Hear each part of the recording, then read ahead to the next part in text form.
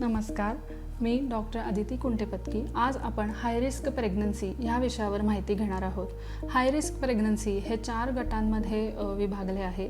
पहिले म्हणजे मातेला म्हणजे मॅटर्नल मेडिकल कंडिशन्स। जर आईला कुठलेही ह्यापैकी आजार असतील मेडिकल गरोदरपणाच्या आधीच तर ती प्रेग्नन्सी हाय रिस्क असते। उदाहरणार्थ जर तुम्हाला बीपी किंवा शुगर ह्याविषयी औषध चालू असेल किंवा तुम्हाला हृदयाचा आजार असेल किंवा किडनीचा कुठला त्रास असेल, तुमची आधीपासूनच ट्रीटमेंट चालू असेल किंवा तुम्हाला फिट येत असतील वारंवार म्हणजेच एपिलेप्सी किंवा तुमच्या शरीरातील आधीपासूनच रक्त कमी आहे म्हणजेच ॲनिमिया, तर ह्या सगळ्या प्रेग्नन्सीजला हाय रिस्क प्रेग्नन्सीज असं म्हणतात व त्याला जास्त प्रेग्नन्सीमध्ये लक्ष द्यावे लागते।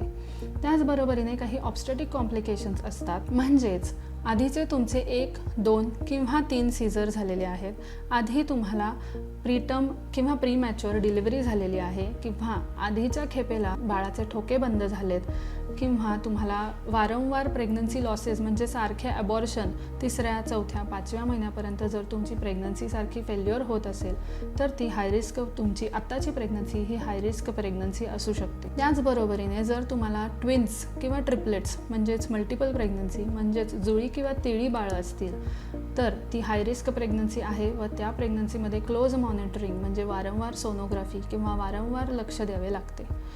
त्याचबरोबरीने अजून एक हाय रिस्क प्रेग्नन्सी म्हणजे जर तुमचा रक्तगट निगेटिव्ह असेल तर त्या केसमध्ये स्पेशल वेगळं इंजेक्शन द्यावे लागते, त्यामुळे तीही प्रेग्नन्सी हाय रिस्क असते व बाळाकडेही सोनोग्राफीद्वारे लक्ष द्यावे लागते। अजून एक गट म्हणजे हाय रिस्क प्रेग्नन्सीचा असा की तुम्हाला आत्ताच्या प्रेग्नन्सीमध्ये प्रेग्नन्सी राहिल्यावरती काही आजार चालू झालेत, म्हणजेच बीपी वाढलं आहे, अंगावर सूज आली आहे, बीपीच्या गोळ्या चालू आहेत किंवा शुगरसाठी इन्सुलिन किंवा गोळ्या चालू आहेत, तर ह्या केसमध्ये किंवा तुम्हाला हृदयावरती दाब येतोय, हृदयाचा काही आजार चालू आहे, तर ह्या केसमध्ये सुद्धा ही हाय रिस्क प्रेग्नन्सी असते। अजून एक गट म्हणजे जर तुम्हाला बाळाभोवतीचे पाणी हे खूप वाढले म्हणजे पॉलीहायड्रमनियस किंवा बाळाभोवतीचे पाणी खूप कमी झाले म्हणजे ऑलिगोहायड्रमनियस, तर प्रेग्नन्सी ही क्लोजली मॉनिटर करावी लागते, कारण बाळाच्या जीवाला त्यामध्ये धोका असू शकतो। त्यामुळे सारखे तुम्हाला वारंवार व्हिजिटला डॉक्टर हे बोलवू शकतात। त्याचबरोबरीने जर तुमची वार खाली असेल म्हणजेच प्लासेंटा प्रिव्हिया असेल तरीसुद्धा तुमच्या प्रेग्नन्सीकडे जास्त लक्ष दिले जाते। ह्या सगळ्या प्रेग्नन्सी हाय रिस्क आहेत म्हणून आपण त्यांना इतर बाकी बायकांपेक्षा जास्त ANC व्हिजिट्स म्हणजे OPDमध्ये जास्त बोलवले जाते, वारंवार फॉलोअपला बोलवले जाते किंवा त्यांना सोनोग्राफी जास्त दिल्या जातात, म्हणजे एखाद्या महिलेला 3 किंवा 4 सोनोग्राफी पूर्ण प्रेग्नन्सीत पुरत असतील केलेल्या तर ह्या महिलेला त्याच्यापेक्षा जास्त प्रेग्नन्सीमध्ये सोनोग्राफी करायला लागतात।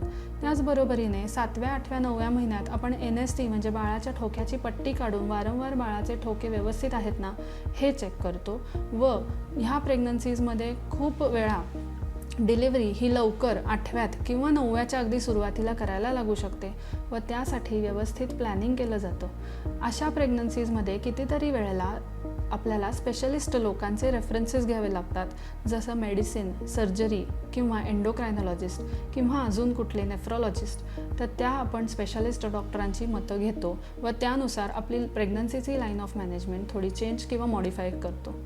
तर तुमची पण हाय रिस्क प्रेग्नन्सी असेल तर त्वरित पत्की हॉस्पिटलला भेट द्या।